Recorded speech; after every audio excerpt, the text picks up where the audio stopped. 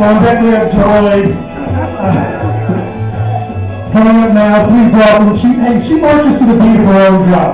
I got mad at her for using the wrong paper. I feel like I got too mad at her.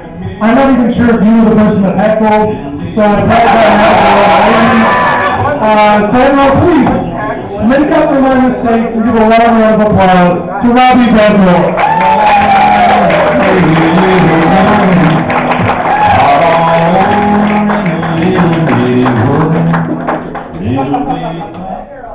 I got mine.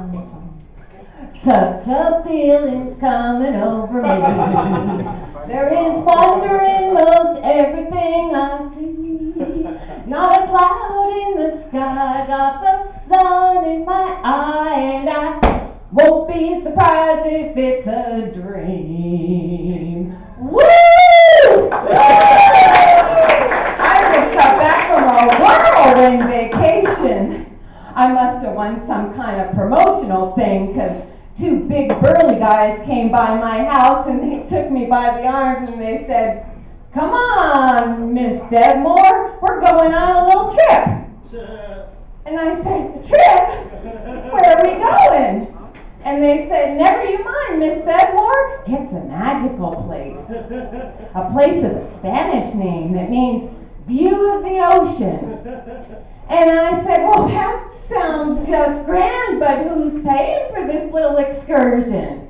And they said, "Never you mind, Miss Bedmore, it's all covered by a guy named Kaiser HMO." I said, "Well, I could use a little getaway," so I went and grabbed my toothbrush and we were on our way to Vista Del Mar.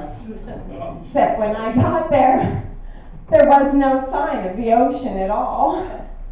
The food was good though, 3 square meals a day. But here's the part that I really want to tell you about. I met someone. When on our first encounter, he shook my hand and he said, "Hello, Miss Bedmore. I'm Dr. Mitchell." And I took one look into his dreamy eyes and I said, "Oh, you can just call me Robbie." And he asked me in and I sat down and he started asking me all sorts of questions about myself, and I just talked to Blue Streak. And finally I said, "Well, enough about me. Tell me something about yourself, Mitch." And he says, "We're here to talk about you, Robbie." Then he says he wants to see me again the very next day. So my heart was on fire. I just had to tell someone. They wouldn't let me use the phone there, though. So I told one of the other guests, and she said, "Honey, you know where you're at?" And I said, "Yeah, Vista Del Mar, isn't it fabulous?"